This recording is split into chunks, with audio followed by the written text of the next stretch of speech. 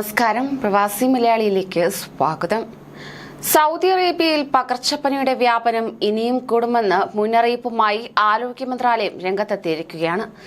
രാജ്യത്തിന്റെ വിവിധ മേഖലകളിൽ പകർച്ചപ്പനി വ്യാപകമായ സാഹചര്യത്തിൽ സുരക്ഷ കണക്കിലെടുത്താണ് പ്രതിരോധ കുത്തിവയ്പ്പെടുക്കാൻ സ്വദേശികളോടും വിദേശികളോടും ആരോഗ്യ മന്ത്രാലയം ആഹ്വാനം ചെയ്തിരിക്കുന്നത്.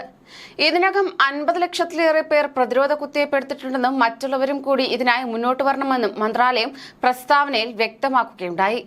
വാക്സിൻ എടുക്കുക, തിരക്കുള്ള സ്ഥലങ്ങളിൽ നിന്ന് ഒഴിഞ്ഞു നിൽക്കുക, കൈകൾ നന്നായി കഴുകുക, കണ്ണും മൂക്കും വായും കൈകൾ നേരിട്ട് കൊണ്ട് സ്പർശിക്കുന്നത് ഒഴിവാക്കുക, തുമ്മുകയോ ചുമയ്ക്കുകയോ ചെയ്യുമ്പോൾ ടിഷ്യൂ പേപ്പർ ഉപയോഗിക്കുക, താമസിക്കുന്ന സ്ഥലത്ത് ശുചിത്വം ഉറപ്പാക്കുക എന്നിവയാണ് പകർച്ചപ്പനി തടയാനുള്ള പ്രതിരോധ മാർഗങ്ങളാണെന്നും ആരോഗ്യ മന്ത്രാലയം വ്യക്തമാക്കുകയുണ്ടായി.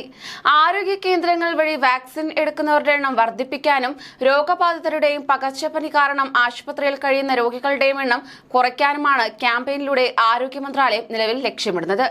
അതേസമയം പകർച്ചപ്പനി വ്യത്യസ്ത രീതിയിലാണ് ആളുകളെ ബാധിക്കുക.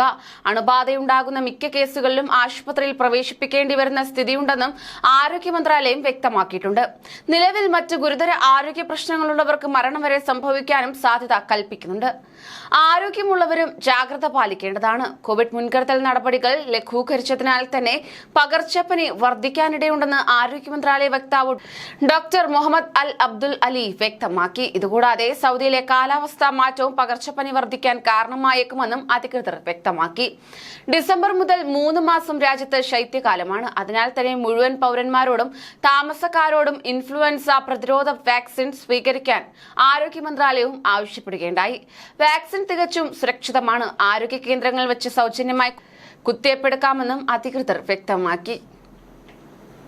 കൂടുതൽ പ്രവാസി വാർത്തകൾക്കായി ഈ ചാനൽ സബ്സ്ക്രൈബ് ചെയ്യൂ.